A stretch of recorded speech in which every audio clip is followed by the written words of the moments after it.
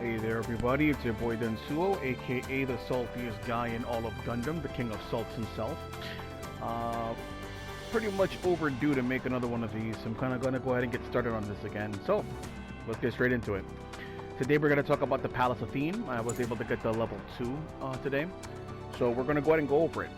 It's currently available in level 1 and level 2, 550 and 600 cost. As you can see, its HP is 1800 at level 1, 1900 at level 2.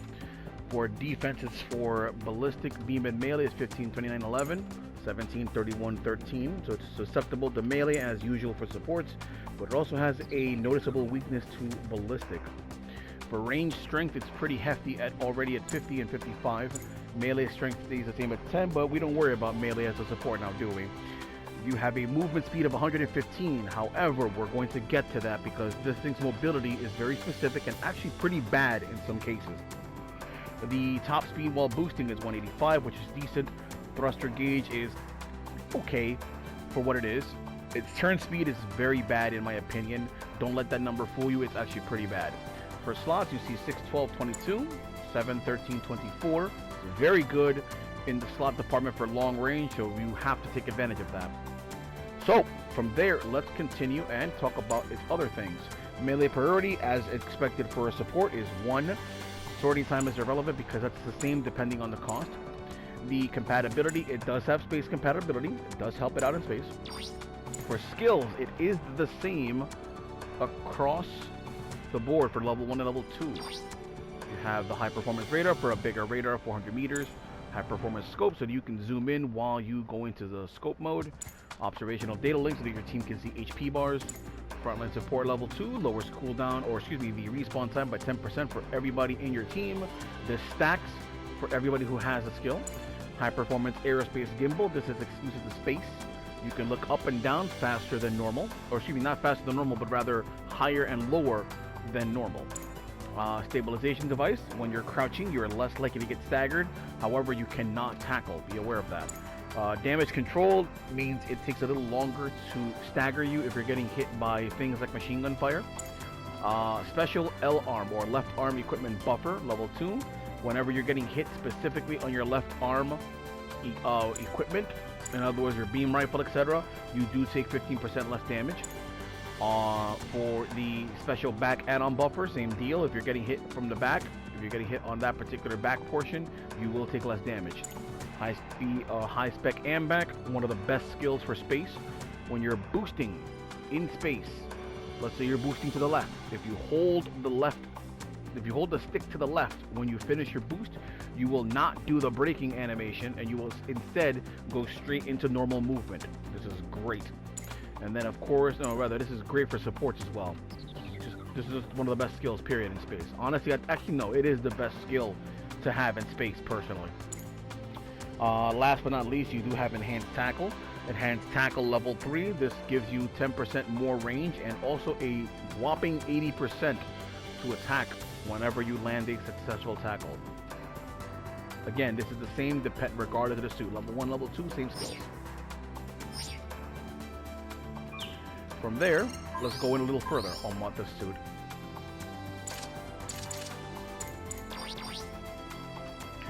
Palace Athene comes with a total of 2350 in terms of enhancement. It's a little bit less for the level 1. You get the anti-ballistic armor at level 1 for 350 points of tuning. In other words, 4 rounds in the garage. Anti-beam resistance at 700. Plus 1, which is plus 1 beam resistance. Plus 1's a range modifier for the 3rd enhancement. The 4th and final is 2350, which is for slots as usual.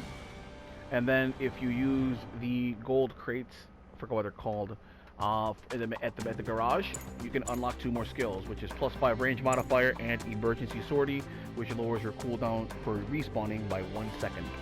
Every second counts. Please feel free to ignore my custom parts. This is of course personal preference, but I do want to make a note of what I do feel is essential. You do need field motor. Turning speed is essential for supports, and especially for one who has the issues that I'm going to show you later in the practice mode.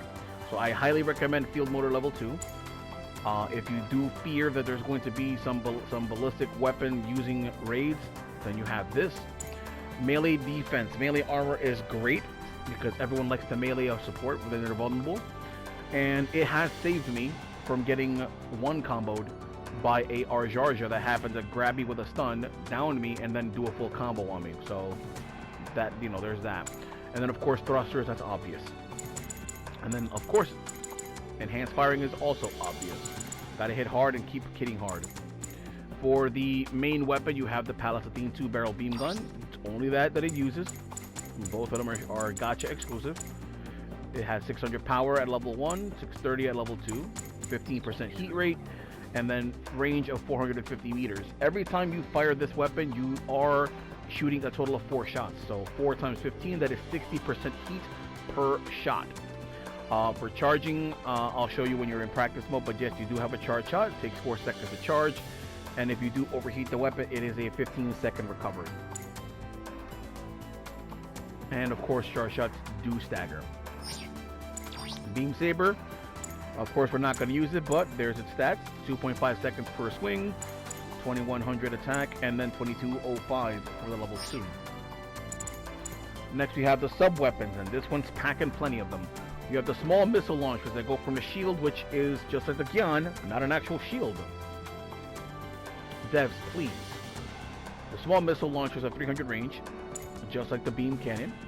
Has 147 attack, 40 shots, and it is no cooldown, so you can just hold the button down and dry them up as usual. It has a 10-second reload, which is perfectly fine. The beam cannon is a 20-second cooldown, which is a bit noticeable. Not sure why that's so high, especially considering the rest of the weapons. It is 262 power, 15 heat, so you can get plenty of shots off of this. 300 range, which is acceptable. Not as much as the beam cannon, but 300 range is good. Next, we have the shoulder beam cannon. This one's a bit special. As you can see, it says 325 power, but this weapon scores multiple hits. You can land significant damage if you land all of its hits. I'll show you in practice how many hits it gets. However, when you fire it, it immediately overheats. It has a 1-second charge time, which is great, and an 8-second overheat time frame, which is also fantastic. However, this weapon does not stun, as it says here. It does, I believe it does stagger after it gets a bunch of hits, but point being, if people get hit by this, they can just walk through it, so be aware of that. This weapon is suited as a hard punish, so if your teammate scores a knockdown, switch to this, hit him with it. The large missile, these are, you're going to see how they shoot when I go to the practice mode. They're a little hard to use in my opinion. They do deal great damage, and if they accidentally hit the floor next to you, they will not stagger you, which is great. They do hit pretty hard. They have great range at 600. A bit of a lengthy cooldown. You do not need to put this in your shortcut, because when you fire them, the missiles disappear, and when the reload is complete, they'll just simply pop right into your right under your suit. So don't put it into your shortcut. Last but not least, we have the grenade launcher. This weapon is kind of slow, but it does stagger immediately when it hits. This is in my opinion, this is your get off me move. This is your get off me move. So I definitely recommend you have it in your shortcut. Speaking of shortcut, this is my recommended setup. Of course, your main at square. The circle will be the small missile launcher, because this will be your normal combo option. If you land the beam cannon with the charge shot, you can just switch to this and spam, or you could just use it and spam while you're waiting for this to recover a decent amount. Or if you happen to overheat it, you can just go to your small missile launcher, spam away, then hit the weapon switch button to go to your beam cannon, spam some more. Have the shoulder beam cannon because you want to have this for any opportunities to land damage. And then of course you can just switch to this with one tap after the shoulder beam cannon, because again, you're gonna know when this weapon is ready to go. And then of course the twin beam, the grenade launcher, as your backup weapon for your get off me. So that covers that. Let's go ahead and jump into practice mode.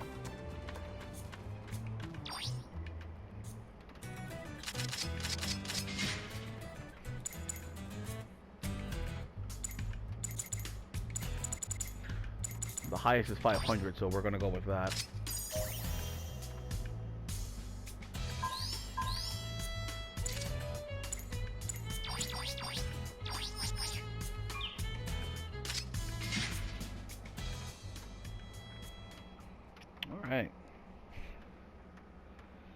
So, before I get into the weapons, there is something that I need to cover, and that is how this suit moves. Moving normally to the front, to the left, and to the right is perfectly fine. Moving backward is okay too. However, this is where the problem lies. Turning. I'm using the turning motor, but this is with the turning motor. Notice how slow I am moving. You're turning fine, but your movement is horrible. And it seems to be worse if you're going towards, if you're turning counterclockwise. Maybe it's just me, but I don't know. I feel it that way. This thing is horrible on the back pedal. Boost. If you have to boost, if you have to go back, please boost. Otherwise, you're in trouble because this thing is slow as dirt.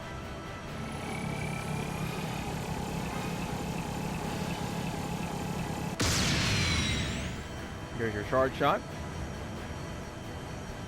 Weapon also has the burst fire when you use the main shot. 4 shots, as you just saw. It's not a bad weapon. From there, you have the shield. Same thing with the mega beam cannon. You have the beam cannon. Charges quickly.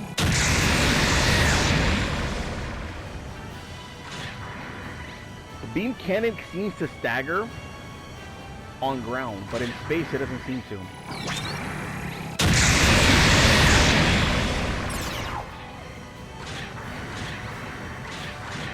You'll drop the missiles, of course. Like I said before, if you put it here, it doesn't stagger you. So that's okay. Which is great, just in case if you screw up. And then, of course, last but not least, the grenade launchers, your get off these.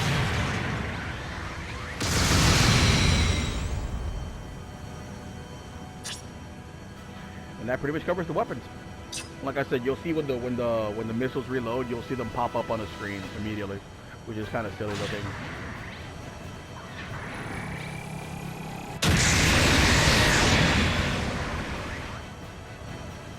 There you go. Missiles are ready. So, wait, how do I feel about this suit? I think this suit's good. You have a lot of different weapons, so you'll always have something to throw out at the opponent. Just be aware that this suit is an attention grabber because it has a very big hitbox. Look, just takes up a lot of space, and it also has this mega beam cannon, which again charges quickly, can deal devastating damage, and you don't really have much movement when you fire it. Actually, you have to stay still to use it, and you can't really move it much when you're in the middle of firing it. So overall, I think the suit is not half bad. Like I said, plenty of weapons to use, plenty of weapons to switch around. Honestly,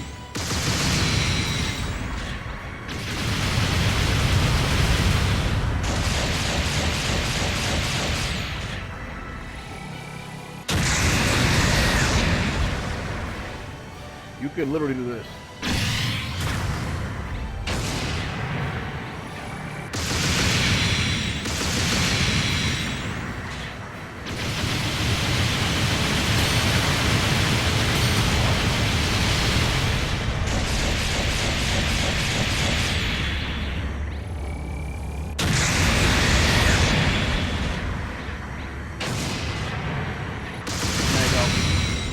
I hope that's enough of an example. This suit can cycle through its weapons properly without any issues. So you don't even need to worry about it too much as far as managing your cooldowns. You can just spam away. I think it's a decent suit. Not sure where it's going to fit in the meta, but I do think it's a very good suit. Very vulnerable to raids as usual. So definitely if you're a raid and you see this guy, you need to take him out immediately. Generals can't sleep on it because it can deal damage. If you're a good buddy, like I try to be, then you're going to have a lot of opportunities to land that mega beam cannon and deal some serious damage. It's not a bad suit. You can give it a try. That covers that. Hope this is useful. If you are pulling for it, good luck. See you in the field.